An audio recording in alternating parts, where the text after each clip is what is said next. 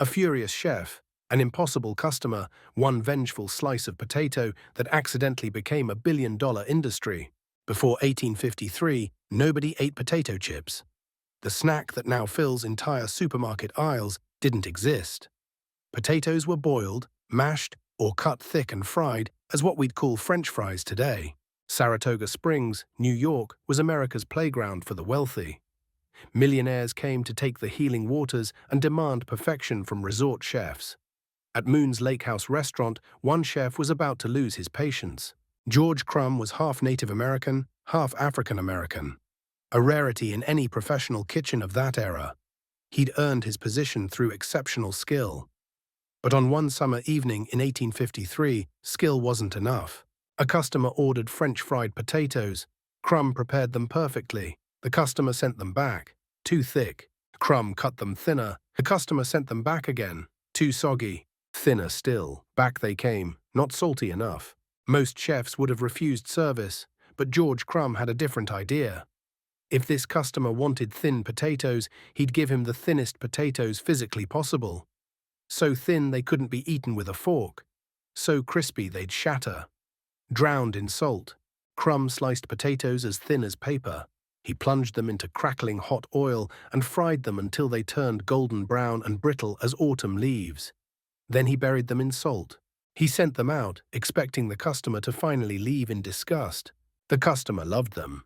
Word spread through Moon's Lake House like wildfire. Wealthy guests began requesting Crumb's crispy potatoes. Within weeks, they appeared on the menu as Saratoga chips. Within months, neighboring restaurants copied them. But here's what most people don't know.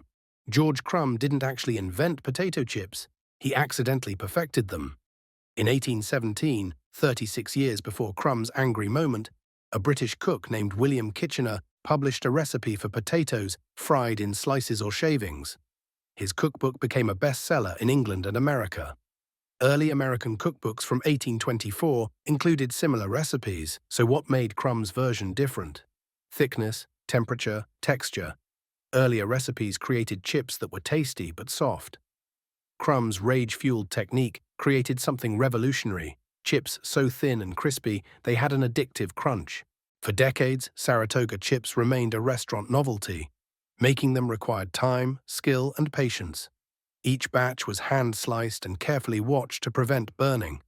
They were expensive. They were fragile. They couldn't travel. Then, in 1895, a man named William Tappenden opened the first potato chip factory in Cleveland, Ohio. He delivered chips in wooden barrels to local stores. But wooden barrels were heavy, expensive, and let in moisture that made chips stale within days. The breakthrough came in the 1920s. Wax paper bags allowed chips to stay fresher, longer, and cost almost nothing. But they still weren't sealed. Chips went stale quickly once stores opened the bags. In 1926, Laura Scudder, a California chip maker, had workers take wax paper, iron it into bags, fill them with chips, then iron the tops shut. She'd invented the sealed potato chip bag. This changed everything. Sealed bags meant chips could travel across states. They could sit on shelves for weeks. They could be branded, marketed, and sold nationally. The age of mass-produced potato chips had begun. By the 1930s, factories used continuous process fryers. Potato slices moved through vats of hot oil on conveyor belts, emerging golden and crispy at the other end. Production went from 20 pounds per batch to thousands of pounds per hour. Potato chips became America's favorite snack. They appeared at every party, every picnic, every family TV night. Brands like Lay's, Wise, and Ruffles became household names. The industry exploded. Plain salted chips spawned hundreds of flavors: barbecue, sour cream and onion, salt and vinegar. Ridged chips promised more crunch. Kettle chips offered artisan texture. By 1980, something unexpected happened. The industry had become so efficient, so uniform, that people started craving what had been lost. Small batch producers in Hawaii were still making chips the old way: thick-cut, kettle-cooked, irregular. An entrepreneur tried Hawaiian chips during a vacation and started Cape Cod potato chips. These kettle-style chips cost more, but delivered what industrial chips couldn't: character.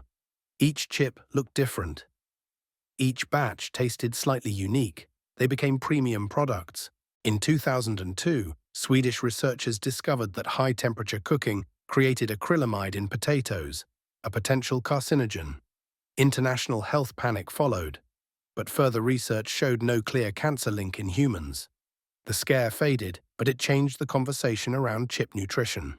Today's potato chip industry is worth over $30 billion globally. In Indonesia, you can buy salmon teriyaki chips. In Japan, pizza-flavored chips. In Brazil, they're called batatas portuguesas. In Britain, crisps. But everywhere, the basic product remains the same.